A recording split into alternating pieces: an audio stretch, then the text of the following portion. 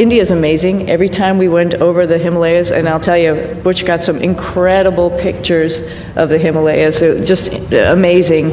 And you can see, like I've described it before, just like this ripple that happened, obviously when the plates collided, and then as it flows down into India, it's many, many colors.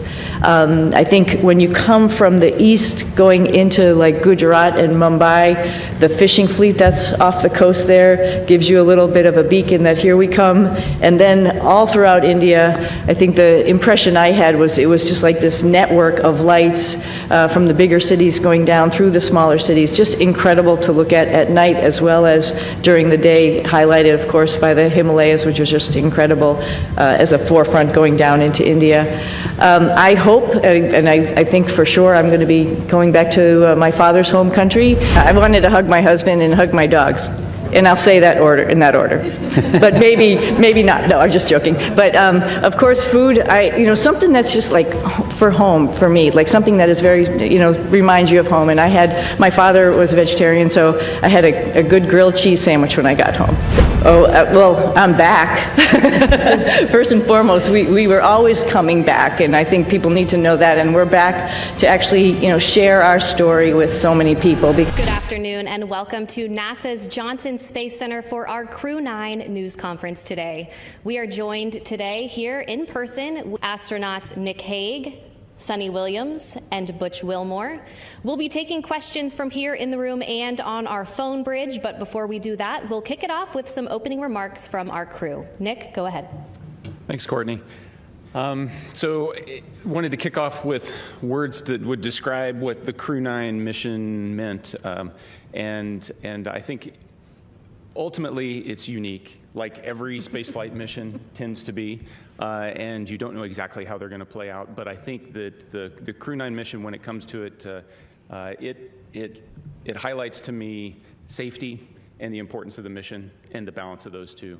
As you all know, back in the early fall, NASA was balancing the safe return of Sunny and Butch with the need to continue the mission that's been going on board the space station for 2.5 decades up there, performing research for the benefit of humanity. And so there was a decision made to send Alex and I up with a couple empty seats and integrate Butch and Sunny into the crew of Crew 9. And then bring them back at the end of a long-duration spaceflight mission. And so we sit here today, minus Alex, who's recuperating in Russia right now with friends and family, thankfully. And we sit here as a testament to the success of that mission. So I look forward to answering your questions. Sunny? Yeah, sure. Just wanted to say thanks to Nick and Alex for coming up and getting us and bringing us home, and thanks to so many who prepared us for our mission. The Commercial Crew Program with NASA and Boeing, as well as SpaceX, really got us ready to go. All of the trainers here at Johnson Space Center, the mission control teams all over the country, in Florida to California, so throughout the whole country, as well as what we're doing now. Our teams here are getting us ready to get, rehab and get ready to take on new challenges. So, feeling good since we've been back almost 2 weeks now. Actually went out and ran 3 miles yesterday, so I will give myself a little pat on the back. Our trainers are rocking it and getting us ready to get back to help out with the new astronauts as they're getting ready for their mission. So the biggest thing I want to say was thank you. Yeah, thank you, Sunny. Let me start off with an analogy, a sports analogy. This very difficult job that we take part in, it's a team sport. It encompasses organizations throughout NASA, throughout the country, coming together. The Commercial Crew Program, headquarters, the International Space Station program, working together day in and day out behind the scenes, diligently to make all of this work together. And then you couple that with a nation that comes together and it cares about the human spaceflight program and prays for us and what's taking place. It goes beyond understanding, honestly. And then this organization also is incorporated into an international organization that reaches beyond our own borders and brings in the world like no other organization on or off the planet. And I can tell you, it's simply a privilege to take part in all of that. All right, thank you all for your opening remarks. We will go ahead and start taking questions now. If you're in the room, please raise your hand and we'll be sure to get a microphone over to you. If you're joining from our phone bridge, please press *1 when you're ready to enter the queue. And due to the high volume of questions today that we are receiving, we ask that media start with one question, and if we have time for a second round, we'll come back around to you. We'll start here in the first row with any questions. Mark, go ahead. Mark Strassman, CBS News. Welcome back, everyone. Good to talk to all of you again. We're meeting in this auditorium for a reason. There are roughly 60 news outlets represented here, another 120 or so on the phone. Butch and Sunny, have you been surprised by the continuing and intense interest in your space saga? I would have to say yes, absolutely. You know, it's interesting. We go and launch, and we knew it was a little bit unique. Obviously, first time flying on a new spacecraft. So yeah, that was interesting. But you know, then life goes on up there. And I mentioned yesterday, you know, we pivoted and we are International Space Station crew members, and we're doing what all of our other friends in the astronaut office do: is go and work and train and do amazing science experiments up on the International Space Station. So you know, I think you sort of get maybe a little bit tunnel visioned in what your job is. So it's, do your job type of thing, right? And so you're not really aware of what else is going on down here. I hate to say that. Maybe the world doesn't revolve around us, but we revolve around the world, like something like that. But I think we were just really focused on what we were doing and trying to be part of the team and making sure we pulled our weight for the team. Of course, we heard some things, and I'll let obviously hand this off to Butch. Heard some stuff from our friends and family that people were interested and wondering what was going on and concerned about our health and all that kind of stuff while we were up there. But I mean, we were just part of the team doing the job, filling in wherever we could, and then knowing that there's rotational flights and we will be coming home eventually on a rotational flight. So no, I don't think we were aware to the degree. Pretty honored and humbled by the fact of when we came home, like, wow, there are a lot of people who are interested, very thankful, very amazed that we could hopefully be one positive element to bring people together. Yeah, I don't know that there's much I could add to that. Just thankful for a nation that cares, a nation that prays, and a nation that is involved in the processes that are important to all of us. Okay, we'll take our next question here in the room. Tom, go ahead. Hi, Tom Costello with NBC News. Again, welcome back. Nice to see you all. Everybody's been thinking about you and worried about you. And I'm wondering, once you got your feet back on terra firma, what's the first thing both of you wanted to do? And were there any foods you were craving after 9+ months? Go ahead, Sam. Oh, yeah, I wanted to hug my husband and hug my dogs. And I'll say that in that order. But maybe not. No, I'm just joking. But of course, food, something that's just like for home for me, like something that is very, reminds you of home. And my father was a vegetarian, so I had a good grilled cheese sandwich when I got home. So that reminded me of him. Yeah, certainly embracing the family again, but also the opportunity, and I've already said it a couple of times, is just to say thank you to a nation that got involved in all of this. It makes it special, not just for us, but for all, I think, our nation as a whole. So thank you.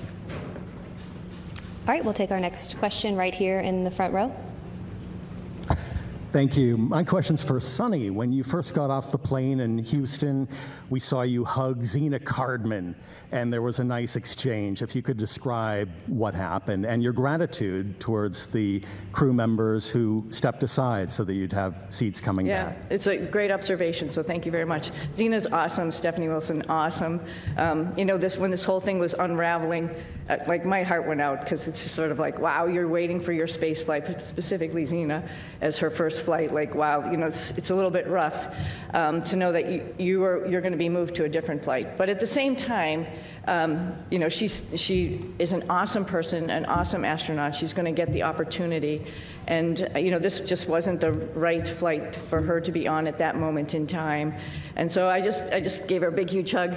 I told her that I used her Crew 9 shirt when we were up there for a photo op, but I packed it back up real nicely and put it in her stuff. And, little joking aside, I just wanted to really tell her thank you for taking one for the team. And that's what our office is about. But she needed to have that acknowledgement. Okay, we'll take one more question here in the room, and then we'll head to our phone bridge. Hi, this question is for Sunita. I'm Jeff Saperstone, by the way, from NBC in Boston. A lot of people in your hometown in Needham, they've been watching this Go Sox. Bit by bit, every moment, yeah. Everybody at the elementary school, there was a big watch party for you when you came home. What's your message to them? They've been so anxiously awaiting for you to return. Oh, well, I'm back. First and foremost, we were always coming back, and I think people need to know that. And we're back to actually, share our story with so many people because, it's like you all mentioned, it's slightly unique, and there's some lessons learned to it. And part of that is just resilience and being able to take a turn that was unexpected and make the best of it. And I think that is the biggest thing that I want to, pass down, particularly to kids who think that their life should be the straight arrow to what you want to do, and you're just going to get there. Well, sometimes it takes some turns, some rights and some lefts, and you just keep focused on your goal, and other doors might be open for you. So I think that's the biggest message.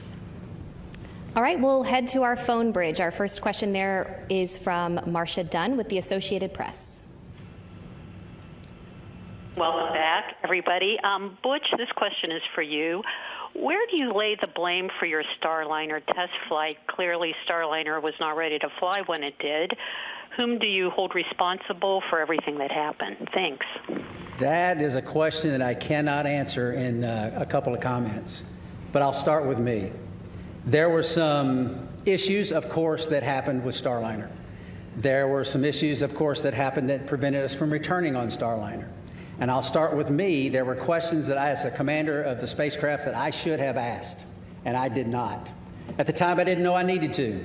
And maybe you could call that hindsight, but I'll start and point the finger and I'll blame me. I could ask some questions, and the answers to those questions could have turned the tide.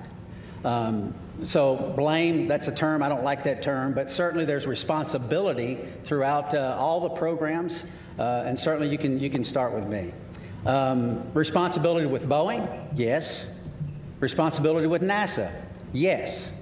All the way up and down the chain. We all are responsible. We all own this. And we are, in this business, trust. You cannot do this business without trust. You have to have ultimate trust. And for someone to step forward and these different organizations say, hey, I'm culpable for a part of that issue, that goes a long way to maintaining trust. So we're not going to look back and say this happened or that happened and that person's or that issue or that entity's to blame. We're going to look forward and say, what are we going to use our lessons learned from this whole process and make sure that we are successful in the future. This is a tough business. The analogy about it is it's always a curvy road. It's never straight in this business. And minimizing those curves and being systems and processes in effect to prevent some of these curves is what we have to do as we leave low Earth orbit and go beyond to the moon and beyond that. So we're going to look forward, and that's the focus. All right, our next question on the phone bridge is from Anthony with Spectrum News. Hello, welcome back, everyone. It's nice seeing everyone return healthy and safe. I have a question for both you, Sunny, and Butch. Given an opportunity, would you guys go up on Starliner again? Yes, because we're going to rectify all the issues that we encountered. Yeah. We're going to fix them. We're going to make it work. Boeing's completely committed. NASA is completely committed, and with that, I get on in a heartbeat. Yeah, I would agree. The spacecraft is really capable. There were a couple things that need to be fixed, like Butch mentioned, and folks are actively working on that. But it is a great spacecraft, and it has a lot of capability that other spacecraft don't have. And to see that thing successful and to be part of that program is an honor. Yeah. Our next question is from Jackie with the Times of London. Yes, hello, and welcome back to Earth. I wondered about the stuck, stranded, marooned narrative, and to what extent were you aware of that narrative playing out around that down here, and has that been frustrating for you to have to address? Thank you. I'm sorry, that was a little garbled. The stuck maroons Oh, stuck maroon. Oh, the narrative. stuck maroon narrative. We heard about that. Yeah, we heard about that. Somebody mentioned that. We've said this before. We had a plan, right? The plan went way off for what we had planned, but because we're in human spaceflight, we prepare for any number of contingencies because this is a curvy road. You never know where it's going to go. We prepare for this. So we, as Sunny used the term, and it's a great term, we pivoted to all that training we did that we didn't think we needed to do, and a lot of people didn't think we needed to do, but we did it anyway, as we pivoted to this other preparation, and that is what makes human spaceflight, your human spaceflight program, special. It is hard, like I said, and preparing for any number of contingencies is what we do. It happened to be me and Sunny involved in this, but it could have been any one of the astronauts. There's 40 or so of us eligible for assignment. It would have been any one of us that would have been in the same situation, or could have been in the same situation, and would have done the exact same thing that we did, because they would have gone prepared just like we did. Yeah, and one addition to that, this is a lot bigger than Butch and myself, like we've talked about already. This is the International Space Station program, and there's a lot of wheels that are turning and wickets that we have to go through to get people up to the International Space Station to do all of the amazing science that we're doing up there. We recognize that, we know that, just like anybody else in the astronaut office, and we came, as Butch has mentioned before, prepared, and we were ready to do that pivot and be part of that bigger thing that's not just about us, knowing that everybody on the ground, there's a huge team of people, like I quickly mentioned in my quick thank you, but there's a huge group of people who are looking at the whole program and understanding how and what was the best time and way to get us back home. We knew that, and we were ready to wait until that decision was made, and that was fine. And I'll also add that we're grateful for people that, I don't think they were looking just at us, that when they make recommendations, we can do this, we can do that. They're looking what's best for the human spaceflight program, for our nation's goals. They're not looking just about Sunny and Butch. And we appreciate those entities that do that and reach out and say, hey, we can do this, we can do that, we can do that. And NASA says, hey, we got a plan, we came prepared, here's what our plan is. And we think this is the best plan because it doesn't disrupt the flow of how these missions lay out. So, and that's the one we went with. All right, we'll take our next question here in the room. Andrea, go ahead. Thank you guys for being available today. So your mission became unusually political. Given your experience, do you think other astronauts are going to get nervous that they could be caught in the middle of a political fight? And is there a point where, this starts to jeopardize safety of a mission when you start looking at all these politics that come into play? Thank you. I think Nick's got some good insight on that. Good job.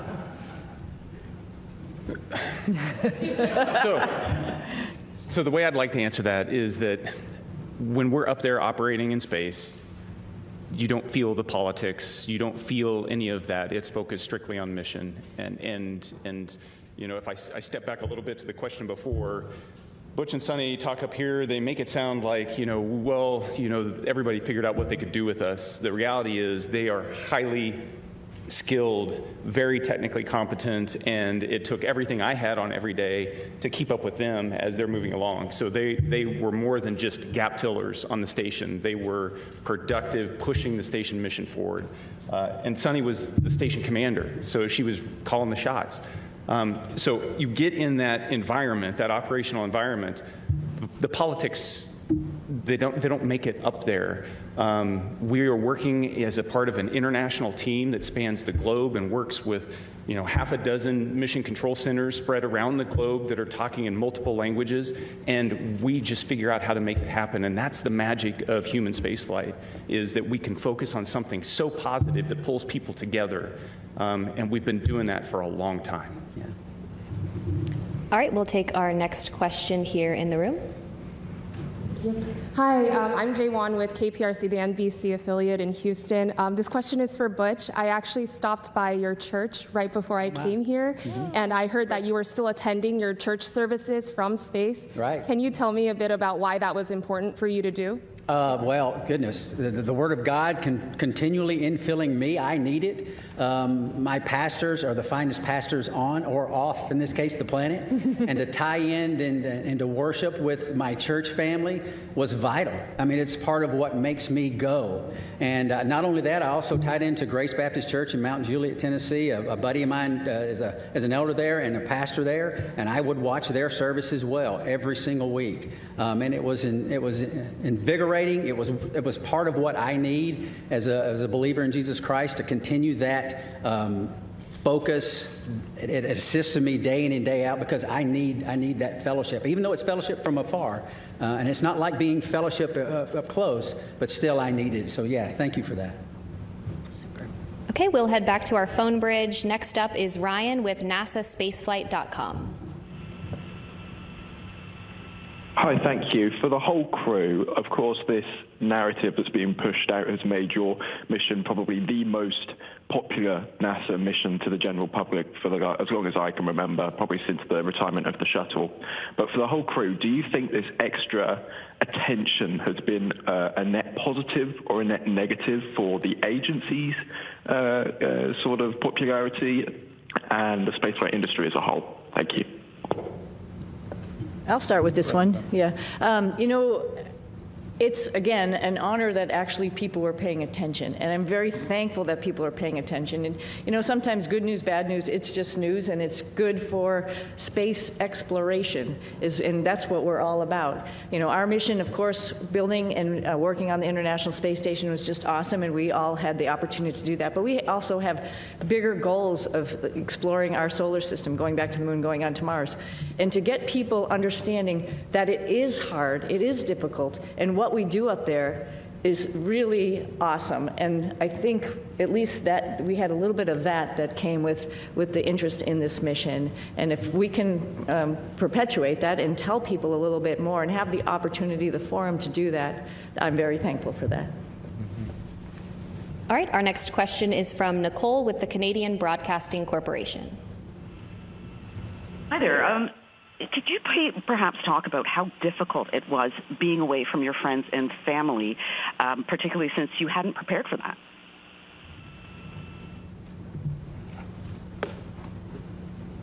Difficult.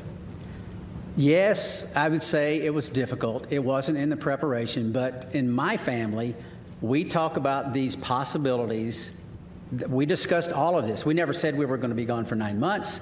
But it turned out that way. But the discussions we had, and it's not just discussions prior to the mission launch. This is the way we've trained our daughters from the time they were born, because their dad isn't a unique occupation, right? This is not the norm leaving the planet. And they understand that. And they, again, use that term, pivoted and got on board, understanding that this is part of what families and these type of businesses do. And it's not just in human spaceflight. This is military, armed forces, police forces, all across all different types of occupations that are involved in the possibility of extended stays away. And we're not unique in that. And so they understand that. They have friends that have parents in other areas where they've been involved in similar type situations, and all of that came together. And, the Lord's help, we persevered, and they persevered, and I can tell you, I am very proud of them. We'll take another question on our phone bridge and then head back into the room. Our next question is from Tom with Sky News London. Hello, thanks for taking my question. Congratulations on your extended mission and your safe return. Although the political situation around this did bring a lot of attention to space and to the International Space Station, some of the statements that were made during your stay up there caused embarrassment to NASA, forced them to make corrections to statements. Now that you're back, did the politics around your stay make a difficult situation worse? I'm not sure I understood. I didn't understand the question Missed everything exactly. except for that last part. Yeah, you came in you were broken up just a little bit. Could you please try to repeat your question one more time? Yeah, I will. Yes. Can you hear me? I was asking whether, although the political wrangling around your extended stay in space brought a lot of attention to human spaceflight, it did some of the political statements raised caused embarrassment to NASA, forced to make denials about various things that were offered and not offered, and sometimes to your astronaut colleagues. Did the politics around your mission make a difficult situation worse? Yeah, thank you for the question. I talked about how the politics kind of, they don't make it up there when we're trying to make operational decisions. So as the commander of Crew 9 responsible for the safety of this crew and getting them back safely, I can tell you that the entire time up there, I launched with that singular objective of showing up to the station and having to integrate Butch and Sunny into a crew with Alex and myself. And then we were planning, from day one to return toward the end of February. That all predicated on the fact that we would have a replacement crew show up and we'd have adequate handover with that crew before we left. That's important to maintain the mission of the International Space Station, to continue pushing research and exploration. And that was never in question the entire time. There were a lot of options that were discussed, and the ground team and the team on the ground, we've alluded to it a couple times already, is gigantic, and everybody was working with singular focus on how do we end the Crew 9 mission at the right time and maintain the safety and the success of the space station mission. Launching in September, given all the unique dynamics surrounding this mission, and coming back originally targeting the end of February and hitting the middle of March, that's pretty much on target if you look at the track record of human spaceflight. It's dynamic, it's challenging, the weather doesn't always cooperate, but we figure out how to make it work. All right, we will take our next question here in the room. Box 26 here in Houston. Welcome back to H-Town. Sunny and Butch, both of you all have a long history of being active and athletes, but with that being said, obviously you all spent nearly 9 months in space. What does that recuperation and recovery process look like getting acclimated back here to Earth? I'll start. I can tell you we have a group of individuals, astronaut strength conditioning and rehabilitation specialists. And we are directly integrated with them day in and day out. They send us protocols to work out. And I can tell you, I'm not as young as I used to be, but I was stronger on space station doing more weight and more reps on exercises than I have in my entire life. Because this group of professionals work to get us stronger and stronger and stronger. We're trying to minimize muscle atrophy, minimize our bone loss. So if we go to other planets, the moon and other planets in the foreseeable future, that we will be able to function when we get there. It's a whole science built around this team of individuals that are working to help us better understand human physiology and what zero gravity does to it and how we can mitigate the effects of the bone loss and the muscle atrophy. So day in and day out, I worked out every single day. We went into quarantine on the 22nd of April. And starting on the 22nd of April, I never missed a single day of workout because your body can recuperate in zero gravity. It doesn't have the normal stresses of gravity on it all the time. So you work out real hard, you hurt for an hour, and it finally fades away and you're ready to go the next day. So I applaud those individuals. They are making huge gains in the preparation to go beyond low Earth orbit. And it's science that is taking place day in and day out and has for years, and we're still learning and we're still progressing. Yeah, at like day 265 on the ARED, because it counts all your days that you go into a workout, I was thinking, I wish the hay was in the barn. But every single day, just like Butch is saying, you got to get on the machine and work out. And it actually is a really great stress relief to be able to have that time up there and run or bike or lift weights. It's really great. And the folks that Butch is talking about, is along with the nutritionists, really are looking out for us and making sure that when we get back here to planet Earth with gravity, we'll be able to function. So yeah, it's an adjustment when we get back, and they're here right with us from day one when we landed, ready to evaluate us and see how we're doing, and then work on a protocol to get us back. And like I said, I sneakily went for a run yesterday, but that's all as a result of their hard work. Yeah, I mean, who would even imagine that you come back from 10 months in space, roughly 10 months, and within a week you run 2 miles at an 8-minute pace? I mean, that's not even conceivable that the body could handle that. But these folks get us ready to where those type of things happen. Okay, we'll take our next question here in the room. Yes, hello. I'm just wondering, there are a lot of people that depend on jobs here in the aerospace industry in the Houston area, 23,000 total. Wow. In the past, when there have been issues with NASA spacecrafts, there have been delays, and now we have another issue with the Boeing Starliner. Is there any concern that your issues with Boeing may delay future projects, future missions? And what would you say to one of your fellow astronauts before they go up on another test flight?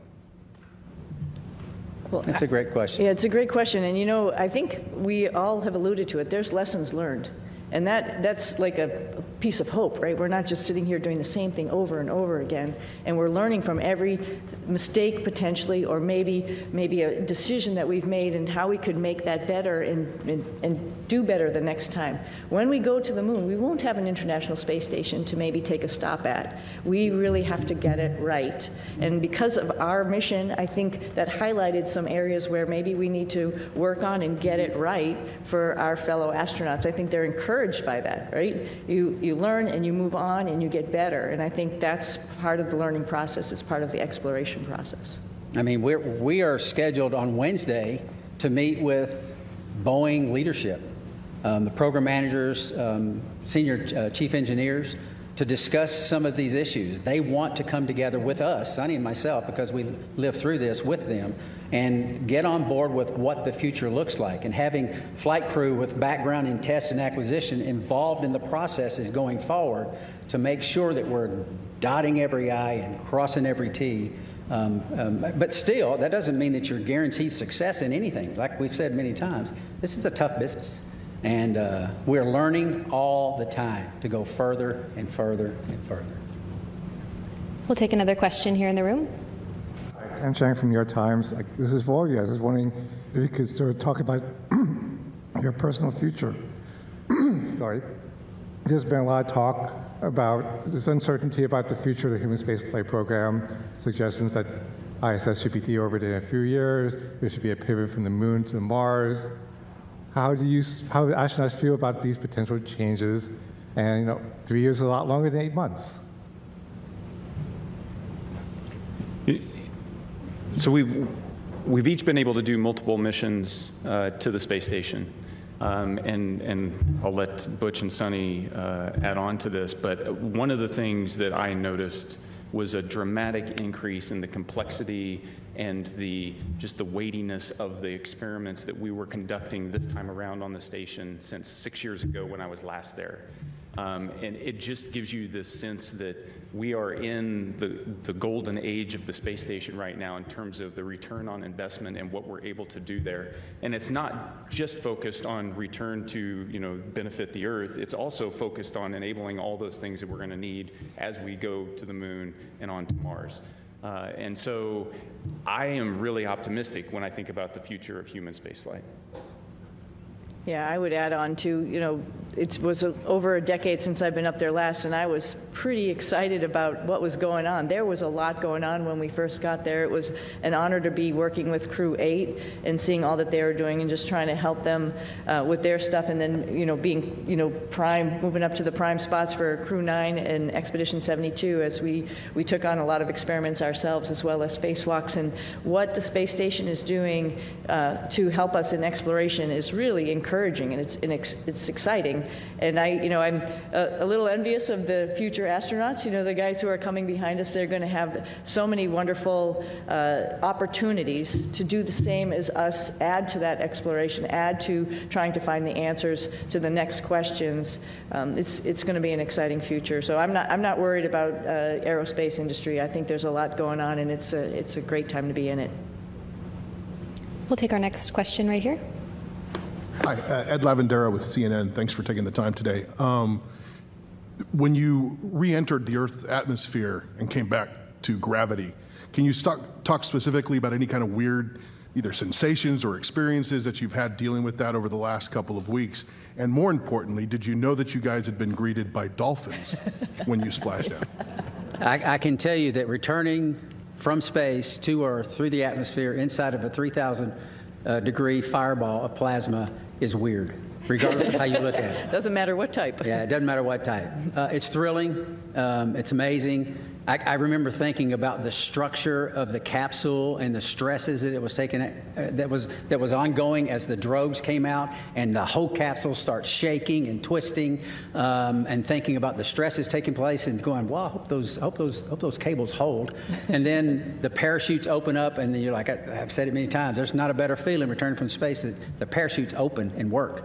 And I didn't have the view in front of me, and thankfully Nick did. He had a view of the camera going out right off the top, and he said, 3 parachutes, I had 4 good parachutes, and I tell you what, it's a great feeling. It was a great feeling. And it's exhilarating because this, again, I can't help because it's within me. This is our national focus, national goals. We don't do this because NASA decides to do this or this or this. This is Congress and everything coming together to affect a human spaceflight program with a purpose. And part of that purpose includes bringing those astronauts back to Earth. And it's a thrilling ride like no other that you could imagine. And satisfying. Yeah, yeah. And I had requested dolphins as kind of a joke. Yeah. Somehow, Sunday, they pulled it off. Yeah, I just hats off, like Butch said, to Nick for, he's just commentating the whole way down. So there was obviously, we had trained this and gone over it while we were up on the space station and reviewed, but just to hear everything as it was ticking along, it's just really awesome to, like, you can envision it. You had a display, I think there's a camera that goes up, right, to see it. And Butch and I both had a window on either side where we were, and I was watching through the window as much as I could, but then all of a sudden, you know, with the heating, it glazes over, and then you can't see outside. A funny thing that happened, though, after you can't see, you can still sort of see through it. We knew it was daylight, and we knew the folks were coming out to rig the spacecraft, and I see a little tennis shoe sort of going in front of the window, so I'm like, okay, our friends are here getting us ready to get back on the boat, and that was pretty special, too. I didn't see a fin, though. I wish I had saw a fin. Okay, we'll head to our phone bridge. Our next question from Margaret Smith. Hi, everyone. This is Margaret Smith from Worcester, Massachusetts, the home of Robert Goddard. Who started it all. Thanks for taking the time today. And my question to both of you is, for those who maybe are not especially familiar or who may sort of question the need for the space station, can you all make the case for why that work is important? Why the station work is important. Why the space station is important? Oh, the space station is amazing, right? So just sort of like we've talked about a little bit earlier in this conversation, so we are doing a bunch of stuff, like Butch alluded to, physiology, understanding what happens to humans as they're in space for a longer period of time. That brings in lots of science experiments in chemistry, in biology. Some of that stuff all comes back to Earth because we're doing some amazing stuff in the microgravity environment. Some of it is mirrored, for example, in our own human bodies. And so there's a lot of stuff that's happening for us, for exploration, for the humans, as well as for Earth. And then, as Nick alluded to, there's all sorts of systems and other things that we're testing up there to help us take those next steps to go back to the moon and onto Mars, figuring out all these exploration systems, including docking vehicles, like different types of spacecraft that we have up there, other types of commercial spacecraft that are coming up for resupply. That's all a huge program to get us to understand how we're going to take the next steps in exploration. I can't help also but talk about STEM. I mean, all of this is STEM, right? Science, technology, engineering, and math, and I'm hoping the work that we've done up there also encourages the next generation of kids to understand that how important that is and how they can become involved. We did lots of experiments up there with kids and universities and companies, trying out new guidance, navigation, control algorithms and robots that were flying inside the space station, competitions, for example, for them. And that's pretty awesome that you can really touch and talk to kids on the ground as you're doing experiments up there, and they have their finger on the pulse of science experiments, and they can understand that and think to themselves, I could be part of this one day. Our next question on the phone bridge is from Neil with ITV News. Congratulations on a great job, everyone. Sunny, can I ask how your body is recovering to life with gravity after 9 months? And Butch, what's your message to others from your experience, the delays that you guys faced, and any lessons in patience for the rest of us down here?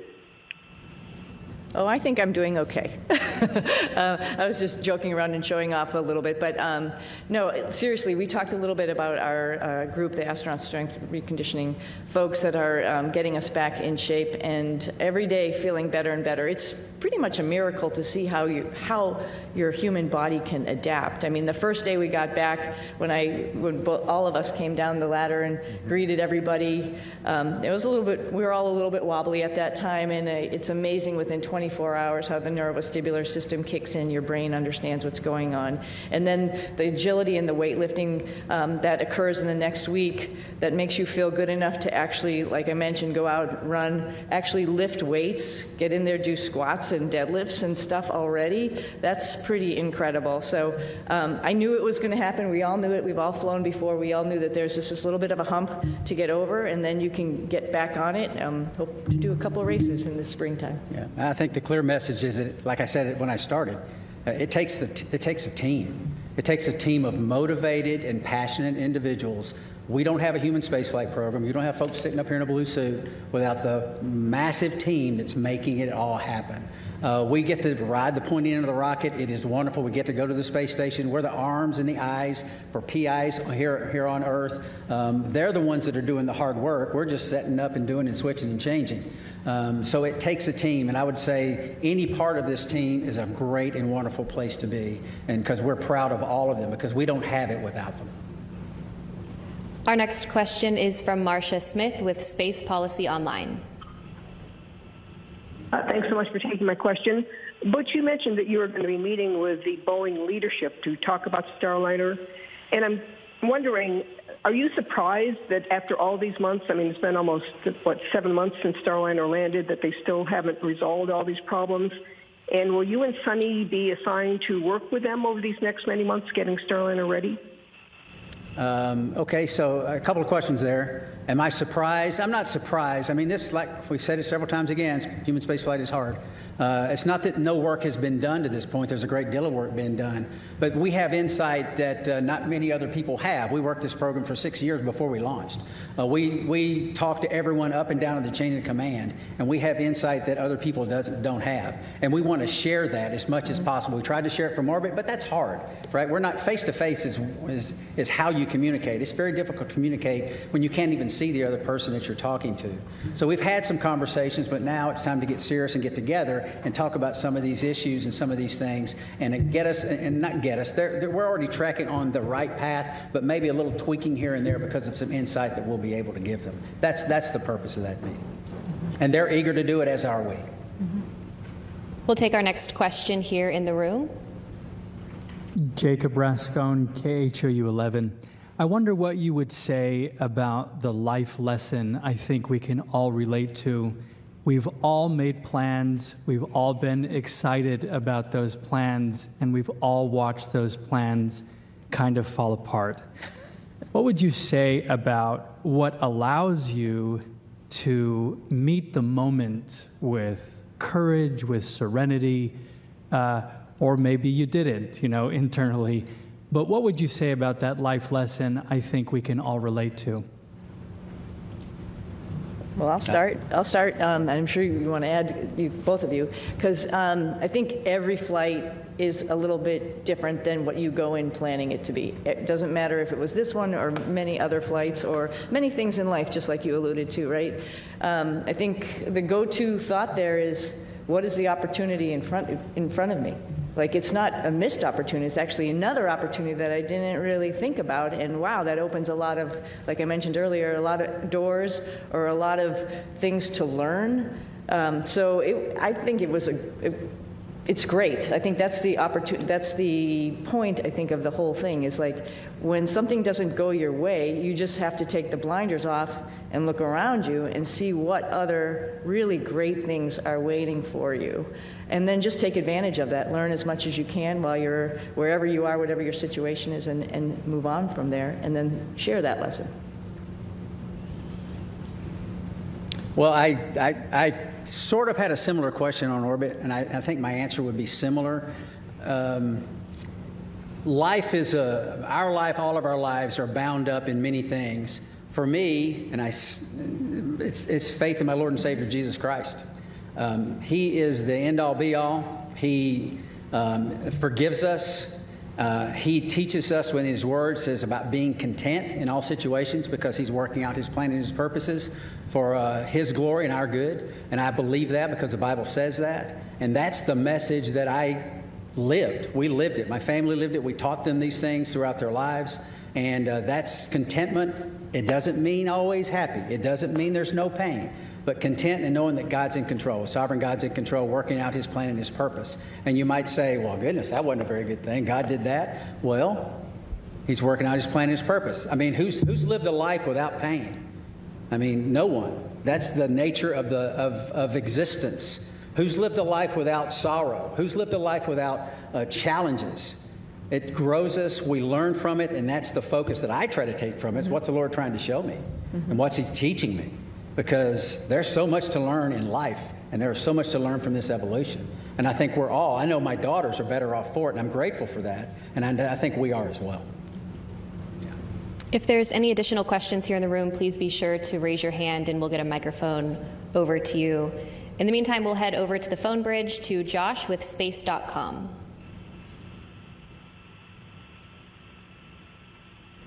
Hi, Josh Dinner. Thank you all so much for doing this.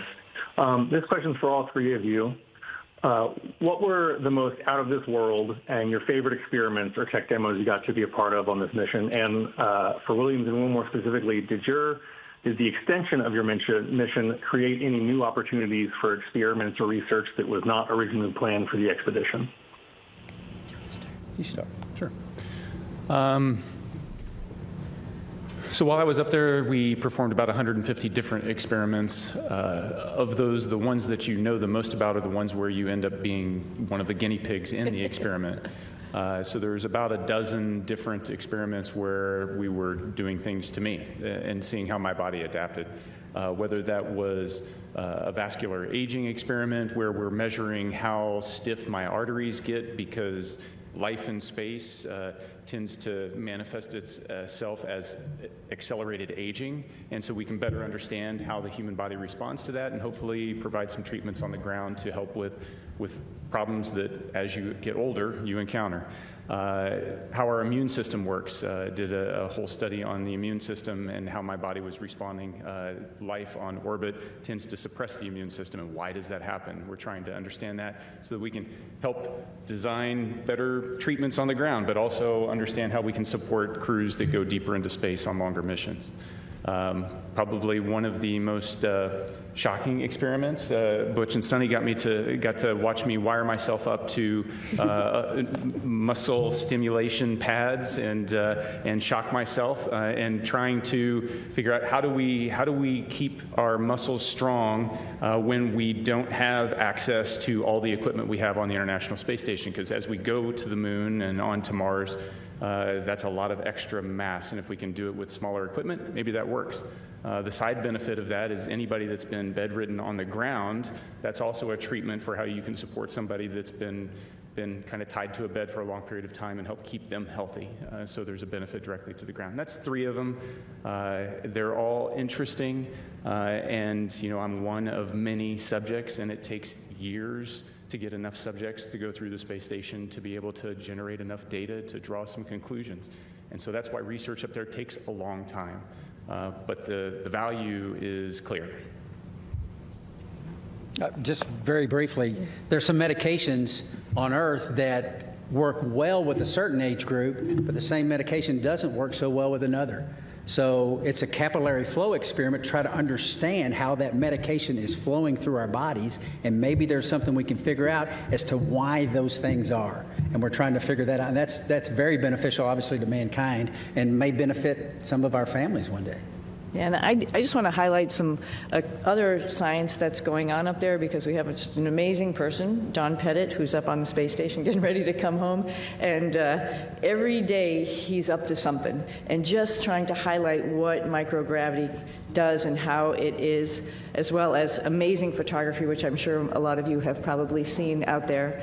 And the fact that he can take a picture of a red sprite or a blue jet and have a picture from the space station looking down on a lightning cloud is just incredible, and it enlightens all of us into what is actually going on in the universe. And that's just simply because he's curious. And that is something that's actually, like I said, we're sharing and we're showing off to everybody, like, wow, you know, we think we know what's going on, but we really don't. And if you just open your eyes and make some observations, like Don does every morning at 4 a.m., we'd learn a whole lot. Yeah, so Don's, it's a great place. Don's taking potatoes he's growing and the nitrogen produced in the roots of the potatoes to nourish the peanuts that he's growing. I mean, it's pretty special. He's a special guy. He's awesome. Our next question on our phone bridge is from Robert Perlman. Hi, for Butch and Sunny. You're now the first astronauts to fly on both Starliner and Dragon, admittedly one on the way up and one on the way down. Was there anything about either spacecraft that you found you liked more about the other that stood out as a feature, especially in terms of crew amenities? More Velcro on SpaceX, on Dragon. That's a crew amenity. That's a crew amenity, which would be We've talked nice. about that. That's why I said it. Yeah. You know, they're both unique and they both have their purpose and made to do the same thing, but I think what's really cool is, you know, give a problem to two different people and see how they solve it. Starliner is a really awesome spacecraft, like Butch had mentioned, with the integration of manual control as well as automation, as well as its vision systems. Dragon is a very comfortable spacecraft that tells you what it's doing, which is very nice, versus having to interpret displays as we have done throughout the space programs with, you know, former programs, including shuttle. So they're both different, they're both unique, they both have their place in history. Very honored to have had that opportunity to see both of them up close and personal and ride them both. I don't know if I have a preference, honestly. They're both great for different reasons. Our next question on the phone bridge is from David Curley.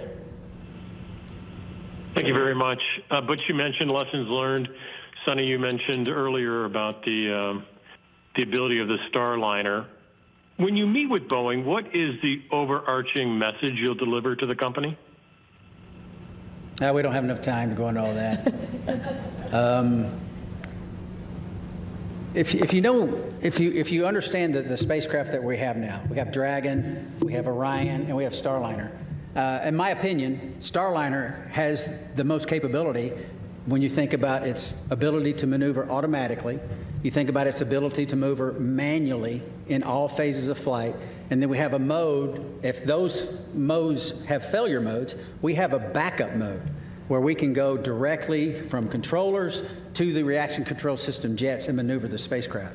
There's no spacecraft that has all of this capability. I mean, I jokingly said a couple of times before we launched that I could literally do a barrel roll over the top of the space station. I would never do that, but you can in this spacecraft. It is very, very capable.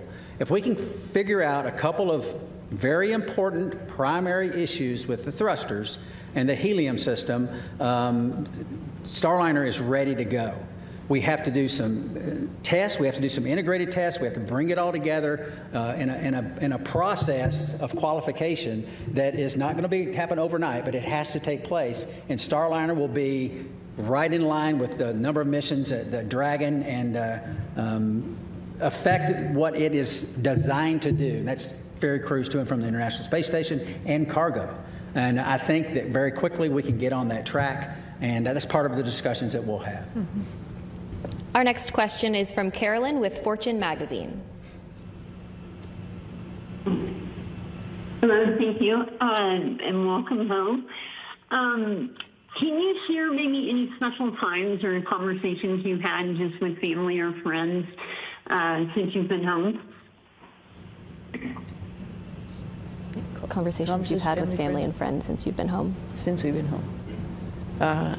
Well, for me, it's making plans. My family had been making plans while I was gone because we thought we were only going to be gone for about a week and a half, 2 weeks or something. And so there was definitely plans throughout the summer. There's plans throughout the fall.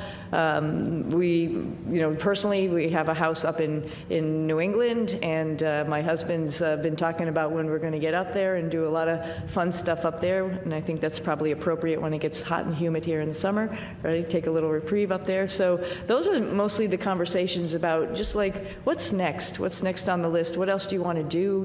Where else in the world would you like to go see? Because, when you come back from space, it's really hard to sit where you just are because there were so many amazing places that you saw, like Patagonia, for example. For me, it was like, there's a bigger bucket list that I had when I left, which is unfortunate for my family, but we're all going to, or fortunate for my family, we're all going to be taking some trips. So I think that's mostly the conversations about just being home and enjoying each other's company and going seeing new things. Yeah, I think when you've had this period of recuperation and getting back in the swing of life on Earth, it's pretty close as far as the people that you interact with, your family, folks at church. So I think my message, at least in the short term here, has been thank you for the support of us. Thank you for the support of my family. But then it goes beyond that to my home state of Tennessee. There's an immense amount of support by my family there and friends there and the whole state, as a matter of fact. Tennessee's a wonderful state. Put in my pitch for Tennessee. But getting up there eventually and relaying the same thank you to them and to, like I said, to a nation that cares and a nation that prayed. And this opportunity right now to say thank you to our nation, our wonderful nation. Our next question on the phone bridge comes from Utarish. Go ahead. Welcome, everyone. My question to Sunny is that Indian Space Research Organization, ISRO chief has said that India wishes to utilize your expertise in space exploration. So is there any scope of hope that we can see you working or collaborating with ISRO, that is Indian Space Research Organization, in future? And second part of this question is, while being in ISS and seeing India from space, is there any moment you would like to share? How does India look from space, Tony? Opportunity for the second one.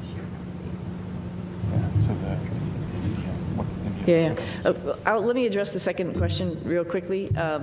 India is amazing. Every time we went over the Himalayas, and I'll tell you, Butch got some incredible pictures of the Himalayas. Just amazing. And you can see, like I've described it before, just like this ripple that happened, obviously when the plates collided, and then as it flows down into India, it's many, many colors. I think when you come from the east going into like Gujarat and Mumbai, the fishing fleet that's off the coast there gives you a little bit of a beacon that here we come. And then all throughout India, I think the impression I had was it was just like this network of lights from the bigger cities going down through the smaller cities. Just incredible to look at night as well as during the day, highlighted, of course, by the Himalayas, which was just incredible as a forefront going down into India.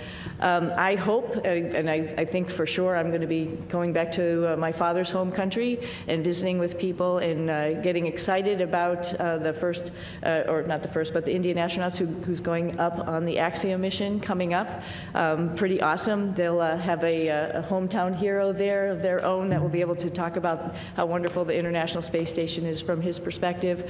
But I hope I can meet up at some point in time and we can share our experiences with as many people in India as possible, because it's a great country, another wonderful democracy that's trying to put its foot in the space countries, and we'd love to be part of that and help them along.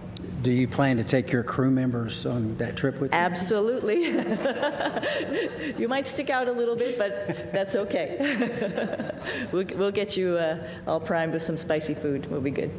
Okay, we have time for one final question on the phone bridge from Jim Siegel. Everybody, Jim Siegel here from Florida Media Now. Thank you for taking my question. Butch and Sunny, you missed a couple of holidays while you were back up at the International Space Station, Christmas and Thanksgiving. I wondered whether you have done or are planning to do anything special with your family and friends for those holidays. Thank you. I don't think we missed them. Right. I think we celebrated every single one. We actually had a reindeer that we built and rode like a bull. I don't know if you saw those pictures, but we celebrated in style. Trust me. Oh yeah, and Nick was great because he came up anticipating that we were all going to obviously be there for those holidays. So he was like Santa Claus, had his little bag of goodies for all of us, and it was pretty awesome to have the holidays up there. It's pretty unique, and not many of us get to do that. So it was a lot of fun. But this holiday season will be special, for sure. Absolutely. Yeah. All right, that's all the time we have for today. Thank you for joining in on our news conference today, and thank you for your continued interest in NASA's SpaceX Crew 9 mission. We'll see you next time.